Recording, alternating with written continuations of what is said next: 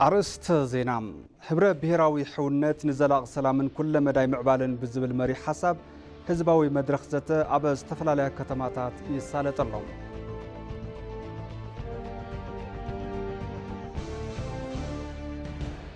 نبهجا أفريقيا قادن مقبار نأفتات ما فورم تلمي لعول تبقسو كلو ناي قبا كبلو كوميشن حبرة أفريقيا مصافاك محمد قديسو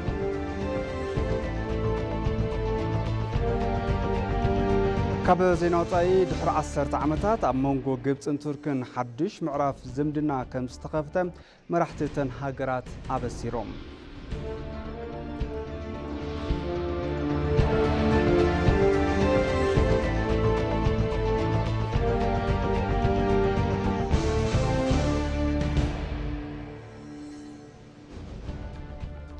سلام طعنا بالله كبرات تملكتنا كم تلمود بالساعات معد زينا نحزنا متينا زلنا زيناتات انا ابراهيم فسايه سناي مكتتال ኢትዮጵያን አንጎላን ክልተ ሰነዳት ስምምዕነት ከቲመን ኣብቲ ሰነድ ስምምዕነት ሚኒስትር ጉዳያት ወጻኢ አምባሳደር ታዬ አጽቀሥላሴን ሚኒስትር ጉዳያት ወጻኢ አንጎላ ቴቴ አንቶኒዮን ፈሪሞም እዮም ቶም ሚኒስትራት ሓፈሻዊ ስምምዕነት ምትሕባርን ፖለቲካዊ ዘተን ጠመተ ዝገበረ ሰነዳት ስምምዕነት እዮም ፈሪሞም ዘሎም እቲ ስነ ስርዓት መንባር ፊርማ ጎንን ጎኒ ዝሳለጥ ዘሎ መበል 44 ጉባኤ ሚኒስትራት ጉዳያት ወጻኢ አባል ሀገራት ሕብረት አፍሪካ ዝተወገነ ምዃኑ ተሓቢሩ በተዛማድ ዜና ሚኒስትር ጉዳያት ወጻኢ ፌደራሊ አምባሳደር ታዬ አጽቀሥላሴ ምስ ሚኒስትር ጉዳያት ወጻኢ ዚምባብዌ አምባሳደር ፌድሪክ ኤም ሻቫ ዘትዮም እቲ ዘተ ኣብ ምጥንኻር ክልቲኣውን ኩለ መዳይ ርክብ ክልቲአን ሃገራትን ጠመተ ዝገበረ ከም ዝኾነ ካብ ሚኒስትር ጉዳያት ወጻኢ ዝረኸብነ ሓበሬታ የረድም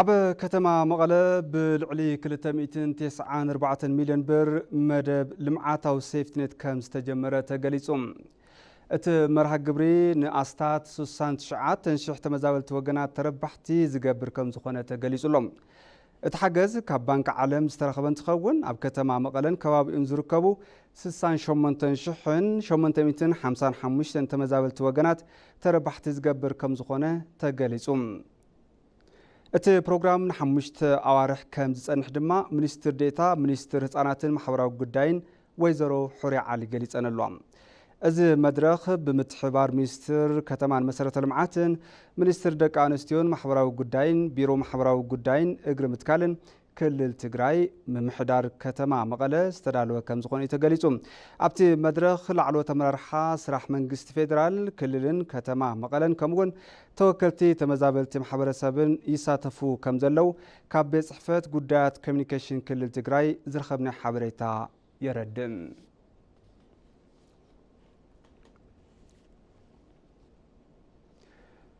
ኣብ ክልል ማእከላዊ ኢትዮጵያ ከተማታት ወልቂጤን ሆሳዕናን ህዝባዊ መድረኽ ዘተ ይሳለጠሎም እቲ መድረኽ ህብረ ብሄራዊ ሕውነት ንዘላቕ ሰላምን ኩለ መዳይ ምዕባለን ብዝብል መሪ ሓሳብ እዩ ዝሳለጥ ዘሎም ላዕሎት ሓለፍቲ ስራሕ መንግስቲ ኣብ እዋናዊ ኩነታት ጠመተ ብምግባር ምስ ህዝቢ ዘተ ይገብሩ ከም ዘለው ተገሊጹ ኣብ ከተማ ወልቂጤ ይካየድ ዘሎ መድረኽ ዘተ ርእሰ ምሕዳር ክልል ኣምሓራ ኣረጋ ከበደ ሓዊሱ ካልኦት ላዕሎት ሓለፍቲ ስራሕ ተረኺቦም ኣለው ብተዛማዲ ዜና ኣብ ክልል ደቡብ ምዕራብ ኢትዮጵያ ከተማ ቦንጋ ህዝባዊ መድረኽ ዘተ ይሳለጠሎም ኣብቲ መድረኽ ርእሰ ምሕዳር ክልል ሶማሌ ሙስጠፌ መሐመድ ሚኒስትር ኢንዱስትሪ መላኩ ኣለበልን ካልኦት ኣመራርሓን ተረኺቦም እዮም ከምኡውን ኣብ ክልል ህዝብታት ደቡብ ምዕራብ ኢትዮጵያ ከተማታት ዲላን ወላይታ ሰዶን ህዝባዊ ዘተ ይካየደሎም ኣብ ከተማ ዲላ ኣብ ዝሳለጥ ዘሎ መድረኽ ዘተ ምክትል ርእሰ ምሕዳር ክልል ደቡብ ኢትዮጵያ ተስፋይ ገዙ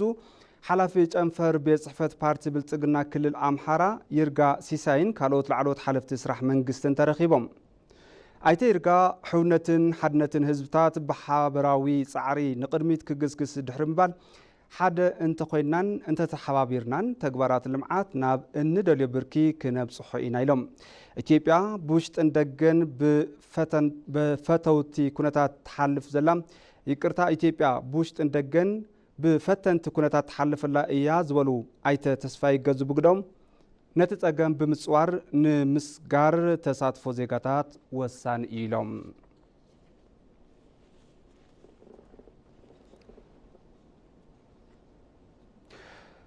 ኣብ ክልል ቤንሻንጉል ጉሙዝ ከተማ ኣሶሳ መድረኽ ህዝባዊ ዘተ ይሳለጠሎም። ኣብቲ መድረኽ ርእሰ ምሕዳር ክልል ኦሮሚያ ኣይተ ሽመልስ ኣብዲሳ፣ ምክትል ርእሰ ምሕዳር ክልል ኣምሓራ ዓብዱ ሁሴንን ካልኦት ኣመራርሓን ተረኺቦም ኣሎም። ብተዛማዲ ዜና ህዝባዊ መድረኽ ዘተ ኣብ ክልል ጋምቤላ ይካየደሎም። ኣብቲ መድረኽ ምክትል ርእሰ ምሕዳር ክልል ማእኸላይ ኢትዮጵያ እንዳሻው ጣሰው፣ ምክትል ኣፈ ጉባኤ ቤት ምክሪ ክልል ሓረሪ ዓሪፍ መሐመድን ካልኦት ኣመራርሓን ተረኺቦም። ብተወሳኺ ኣቦታት ሃይማኖት፣ ዓበይቲ ዓድን ካብ ዝተፈላለያ ክልላት ሕብረተሰብ ዝተውፃፅኡ ሰባትን ይሳተፍሎም።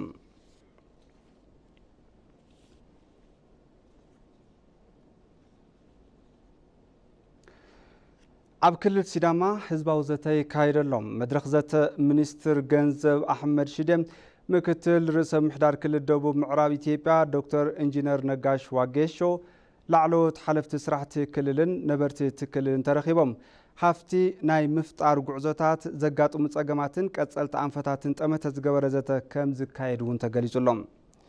ብተዛማዲ ዜና ኣብ ከተማታት ክልል ዓፋር ህዝባዊ ዘተ ይካየደሎም። እቲ ኣብ ከተማ ሰመራ ሎግያ ኣሳይታ ዝካየድ ዘሎ መድረኽ ህዝባዊ ሕብረ ብሄራዊ ሕውነት ንዘላቕ ሰላምን ኩለ መዳይ ምዕባልን ብዝብል መሪ ሓሳብ ዝሳለጥ እዩ። ኣብቲ መድረኽ ሚኒስትር መጓዓዝያን ሎጂስቲክስን ዶክተር ኣለሙ ስሜ፣ ምክትል ርእሰ ምሕዳር ክልል ጋምቤላ ታንኳይ ጆክ፣ ምክትል ርእሰ ምሕዳር ክልል ዓፋር ኤላማ አቡበከር ተረኺቦም።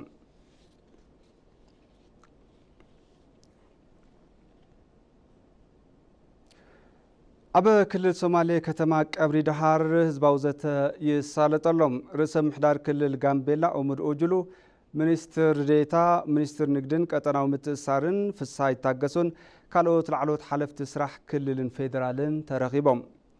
ኣይተ ኦሙድ ኦጅሉ ክልል ሶማሌ ቅድሚ ለውጢ ኣብ ብዙሓት ዓውድታት ልምዓት ተረባሒት ከም ዘይነበረት ገሊፆም። ድሕሪ ለውጢ ግን ኣብ ሰላም ልምዓትን ሰናይ ምምሕዳርን ተረባሒት ከም ዝኾነት እዮም ኣብሪሆም። ሕዚ ኣብ ዝካየድ ዘሎ ህዝባዊ ዘተ ካብ ዕዳ ናብ ሃፍቲ ንምስግጋር ኣብ ዘኽእል ህዝባውን ሃገራውን ጉዳያት ብምዝርራብ ብልጽግና ሃገር ንምቅልጣፍ ዝሕግዝ ኢሎም። ብተዛማዲ ዜና ኣብ ከተማ ሓረር ህዝባዊ ዘተ ይካየደሎም። ተፀዋዒ መንግስቲ ባይቶ ወከልቲ ህዝቢ ተስፋይ በልጅጌ፣ ምክትል ርእሰ ምሕዳር እቲ ክልል ሮዛ ዑመርን ካልኦት ላዕለዎት ሓለፍቲ ስራሕ መንግስትን ክፋላት ሕብረተሰብን ተረኺቦም። ከምኡውን ኣብ ከተማ ድሬዳዋ ላዕለዎት ሓለፍቲ ስራሕ መንግስቲ ኣብ ዝተረኸብሉ ህዝባዊ ዘተ ይሳለጠሎም። ኣብቲ መድረኽ ሚኒስትር ዴታ ሚኒስትር ገንዘብ ዶክተር ኢዮብ ተካልኝ፣ ሓላፊ ቤት ጽሕፈት ፓርቲ ብልጽግና ጨንፈር ክልል ደቡብ ምዕራብ ኢትዮጵያ ጸጋይ ማሞ፣ ከንቲባ ምምሕዳር ድሬዳዋ ከድር ጆሃርን ካልኦት ላዕለዎት ሓለፍቲ ስራሕ መንግስትን ተረኺቦም። መራሕቲ ሃይማኖትን ዓበይቲ ዓድን ሓዊሱ መናእሰይን ደቂ ኣንስትዮን እውን ኣብቲ መድረኽ ይሳተፉ ኣለዉ።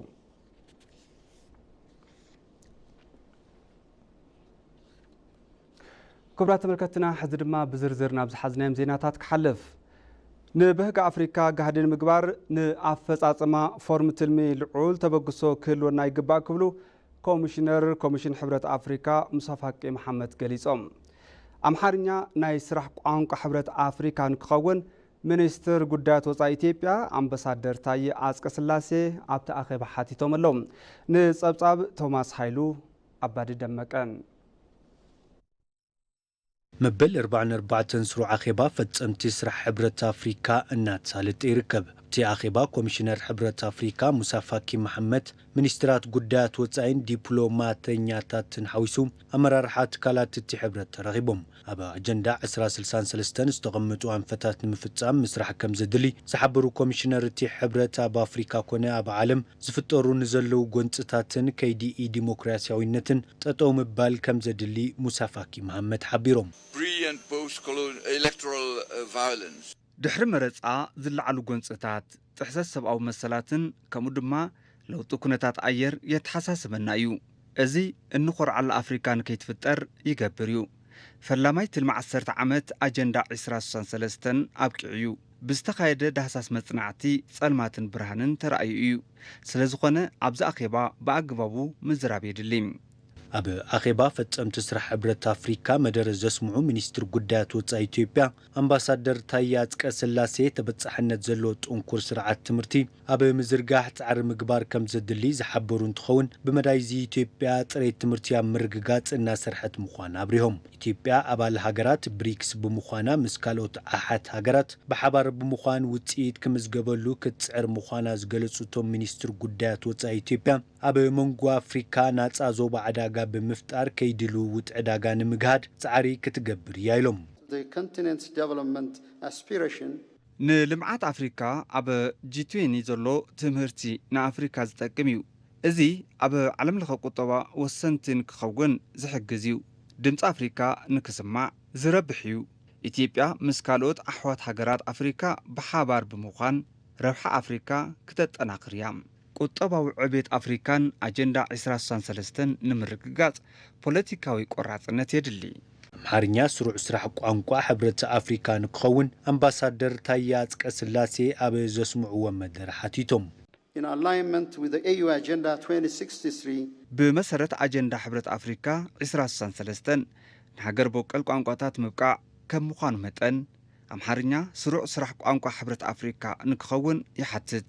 ኣብ ቻርተር ሓድነት ኣፍሪካ ኣምሓርኛ ሓዊሱ ብ4 ቋንቋታት ተፈሪሙ እዩ። ኣምሓርኛ ናይቲ ሕብረት ሓደ ቋንቋ ጌርካ ምጥቃም ብዙሕነት ቋንቋ ኣፍሪካ ዘረጋግጽ እዩ።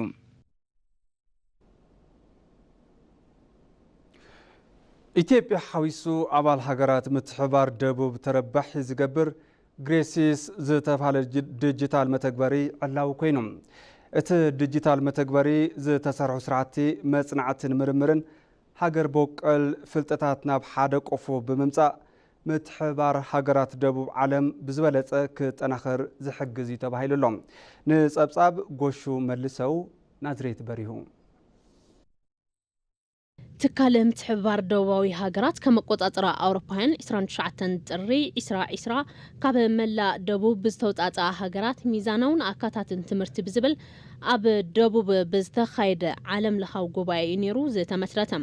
እቲ ትካል ሃገራት ላቲን ኣሜሪካ፣ ካሪቢያ፣ ኤስያ፣ ማእኸላይ ምብራቕን ሃገራት ፓሲፊክ ደሴታትን ዝሓቆፈ እዩ። እዚ ትካል ኢትዮጵያ ሓዊሱ ኣባል ሃገራት ምትሕባር ደቡብ ተረባሒ ዝገብርን ዘካትትን ግሬሲስ ዝተባሃለ ዲጂታል መተግበሪ ኣብ ሙዚየም ሳይንስ ኣዲስ ኣበባ ዕላው ገይሩ። ዳይሬክተር ጀነራል መጽናዕቲ ሆስፒታል ኣርማ ሃውሰን ፕሮፌሰር ኣፍወርቅ ካሱ እቲ መተግበሪ ላዕለዎት ትካላት ትምህርትን ምርምርን ዝሰርሕዎ መጽናዕትታት ተበጻሒ ንምግባር ዝሕግዝ ኢሎም። ሳውዘርን ኮኦፕሬሽን በሚባለው ድርጅት ሳውዘርን ኮኦፕሬሽን ብዝባሃል ትካል ኣብ ውሽጢ ኢትዮጵያ ብምሁራን ዝተሰናደአ ዲጂታል ፕላትፎርም ወይ እውን መተግበሪ መረዳእታታት ፍልጠታት ኣኪቡ ዝሕዝን ተበጻሒ ንክኾኑ ዝገብርን ፕላትፎርም እዩ። ኣብ ትካል ምትሕባር ደቡብ ሃገራት መራሒ ዲጂታልን ኢኖቬሽን ቴክኖሎጂን ዝኾኑ ዶክተር ሽመቴ ግዛው እቲ መተግበሪ ንኢትዮጵያ ብብዙሕ ዘፈር ረብሓ ከም ዘለዎ ይሕብሩ። ኢትዮጵያ እንደ ሌሎቹ ኣባል ሃገራት ኢትዮጵያ ከምተን ካልኦት ኣባል ሃገራት እትረኽቦ ፍልጠት እዩ። ፍልጠት ትወስድ ተካፈል ሰብስክራይብ እናተገበረ ዶላር እናኸፈልና ካብ ወፃኢ ሃገር ጆርናላት ፐብሊኬሽናት ሰብስክራይብ እናገበርና እናተጠቐምና ዝነበርናሉ እዋን እናብቅዐ እዚ ትካል ናብዚ ብምምፁ ከምዚ ዓይነት ክፍተት ንምምላእ ዓቕሚ ንምውሳኽ ተወሳኺ ፍልጠት ንምርካብ ዓብዪ መሳርሒ ኮይኑ ዘገልግል ውፅኢት ቴክኖሎጂ እዩ። እቲ ሓድሽ መተግበሪ ሃገር በቀል ፍልጠታት ምስ ካልኦት ኣባል ሃገራት ብምትእሳር ኢትዮጵያ ዝጀመረቶ ምትሕባር ደቡብ ጋህዲ ንምግባር ዝሕግዝ ኢሎም። አገር በቀል እውቀቶችን እንዲታወቁ ያረግ ሃገር በቀል ፍልጠታት ንክፍለጡ ይገብር። ነዚ ዝመራመሩ ትካላት ምርምር ድማ ከምዚ ዓይነት ምርምር ሰሪሖም ግልጋሎት ፍልጠት ካብ ደቡብ እውን ኣበርክቶ ንክገብሩ ዕድል ይፈጥር። ዲጂታል ዲፖዚተራት የብልናን ከምዚኦም ንክፍጠሩ ዕድል ዝህብ እዩ። እዚ ብምዃኑ ምትእስሳር ደቡብ ንክጠናኸር ዕድል ዝፈጥር እዩ። ከሌላው ዓለም ልትገዛ የምትችለውን ካብ ካልእ ዓለም ክትገዝእ ትኽእል ብነፃ ኣብዛ ዓዲ ምርካብ እንተኽኢልካ ንስኻውን ዘለካ ምክፋል እንተኽኢልካ ፈላማይ ኣውንታዊ ምላሽ ንደቡብ ምትሕባር እዚ እዩ ማለት እዩ። እቲ መተግበሪ በ4 ቋንቋታት ማለት እውን ብእንግሊዝኛ፣ ፈረንሳይኛ፣ ዓረብኛን ስፓኒሽን ሓበሬታታት ተበጻሒ ዝገብር እዩ።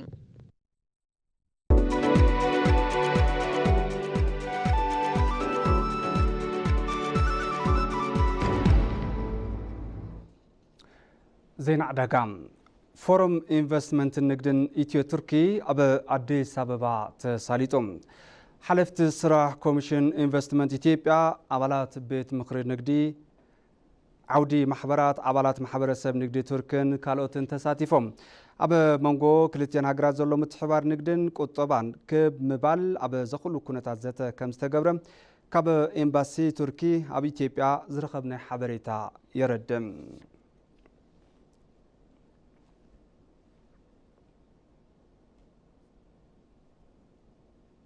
حزرما نب زينات أقصقر أبا مونغو جبسن تركن حدوش معرف زمدنا كم استخفتم بريزيدانت رسيب طيب إردوغانن جبس أوي مزن عبد الفتاح السيسين أبا سيروم تمالي ربع أبا رئيسة كتما كايرو استرخبوتهم مرحتي كلتعوي زمدنا كم حيشو كم زوصن قليل سمالهم أبا خلتشحون 13 عام تمرت فرنجي بمعرك جنرال منستر مكل خالد نبرو بريزيدانت السيسي نتوم بديمقراطياዊ ምርጫ ዝተመርጹ بريزيدانت ግብጽ ዝነበሩ محمد مرسي ካብ ስልጣን ድሕሪ ምእላዮም ርክብ ክልቲአን ሃገራት ተበቲኹ ጸኒሕዮም እቶም ምስ ኣሕዋት ኣስላም ወይ እውን ሙስሊም ብራዘርሁድ ምትእስሳር ዝነበሮም ሞርሲ መሓዛ ፕሬዚዳንት ኤርዶጋን ምንባሮም ይግለጽ ፕሬዚዳንት ረሲብ ጠይብ ኤርዶጋን ድሕሪ 10 ዓመት ናብ ግብጽ ምብጻሕ ዘካየዱ እንትኸውን ኣብ ርክቦም ብዙሓት ስምምዓት ፈሪሞም እዮም ክልቲኦም መራሕቲ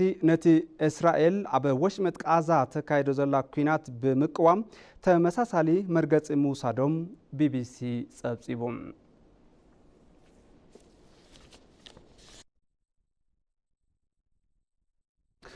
ክቡራት ተመልከቲ ማዕድ ዜና ቅድሚ ምዝዛምና ቀንዲ ዜናታት ዝዕለት ከዘኻኽረኩም ህብረ ብሔራዊ ሕውነት ንዘላቕ ሰላምን ኩለ መዳይ ምዕባልን ብዝብል መሪ ሓሳብ ህዝባዊ መድረኽ ዘተ ኣብ ዝተፈላለያ ከተማታት የሳለጥ ኣሎ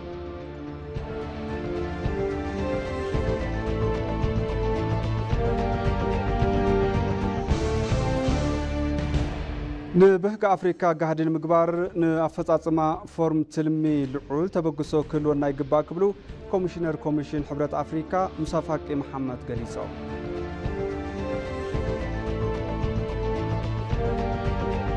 ካብ ዜና ወፃኢ ድሕሪ 10 ዓመታት ኣብ መንጎ ግብጽን ቱርክን ሓዱሽ ምዕራፍ ዝምድና ከም ዝተኸፍተ መራሕቲ እተን ሃገራት ኣበሲሮም ባርከስ ተመልከትና ነሰዓት ዝሓዝናን ዜናታት ኣብዛዝና ኣለና ስለምክታልኩም መስገን ሰላም